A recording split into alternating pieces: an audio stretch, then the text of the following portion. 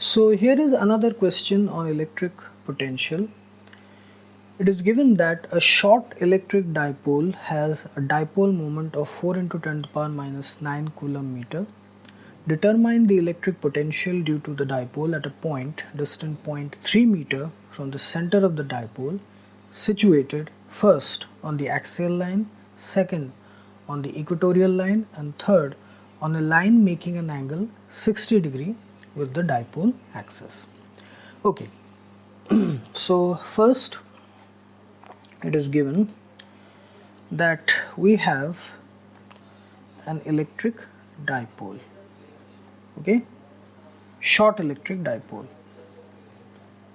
This is the center, okay, this is the center. This is minus q, this is plus q. First we have to determine the electric potential on the axial line,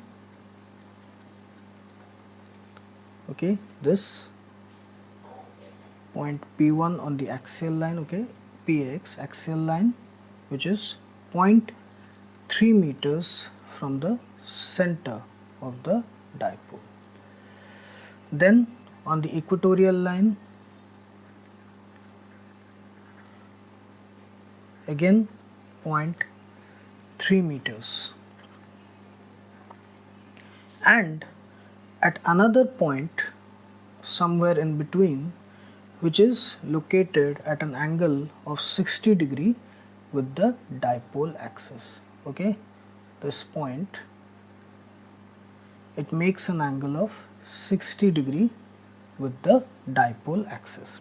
So the dipole moment here, which is equal to q into 2a, that is given 4 into 10 to the power minus 9 coulomb meter. So here for that we have to recall the formulas. So the formulas are, for the axial line, for an electric dipole along the axial line, the electric potential is given by 1 by 4 pi epsilon 0 p by x square, where x is the distance of the point from the center of the dipole. So here x is equal to 0.3 meter, p is 410 to the power by 9 coulomb meter. So we'll simply put the values. 1 by 4 pi epsilon 0 is 9 into 10 to the power 9, then 4 into 10 to the power 9 by 0.3 whole square. So this is coming 400 volt. Okay, this is the first part. Then for the equatorial line, there is no need of any formula. The voltage along the equatorial line for an electric dipole, that is 0 volt. This is very important, always remember that. Okay, electric potential is electric field is different, but electric potential, that is 0. Then for any line or any point making a certain angle with the dipole axis, let's say that angle is theta, the formula states that along that line the electric potential at any angle theta with the dipole axis, that is given by 1 by 4 pi epsilon 0 p cos theta by x square.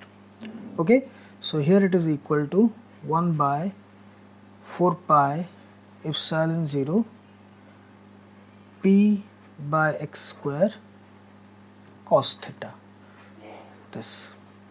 So this we have already calculated, 1 by 4 pi epsilon 0 p by x square, that is equal to 400 cos theta, which is equal to cos 60 degree, which is equal to 1 by 2.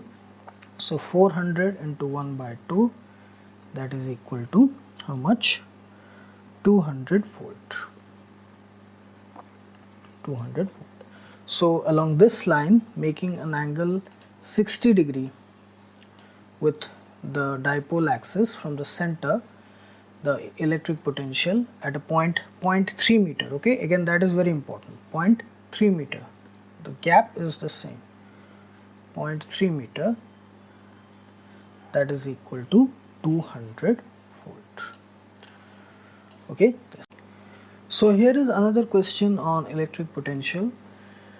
So here it is given that two charges minus q and plus q are located at points A defined by the coordinates 0, 0, minus a, and B defined by 0, 0, plus a respectively.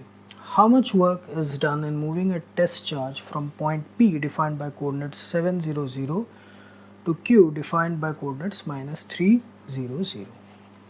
Okay, so from here we can see that the two charges minus q and plus q, they are located along the z axis. Okay, because here z is minus a and plus a, so this is along z axis, and the test charge is moved along the x axis because all other coordinates are 0, only the x coordinate is present. So two axes are involved. First we have the z axis,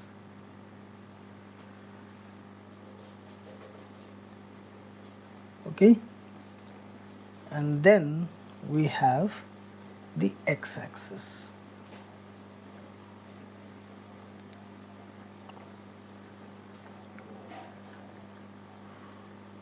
Okay, the x axis. So the two charges are present at, let's say, these 2 points A and B. This is the center. This is 0, 0, minus A and 0, 0, plus A. Okay, minus Q and plus Q. Here also the distance of this charge from the center is A, and here also it is A. So we can say that this whole arrangement is like an electric dipole, because we have equal magnitude charges of opposite sign separated at equal distances from the center on either side. And then we have 2 points P and Q. P, which is here 7, 0, 0, and Q, which is here minus 3, 0, 0. So here the test charge is moved from P to Q. Okay, it is moved from P to Q. Now we know that work done in moving a charge from an initial point to final point, that is equal to the magnitude of the test charge multiplied with the difference between the final and initial point potentials.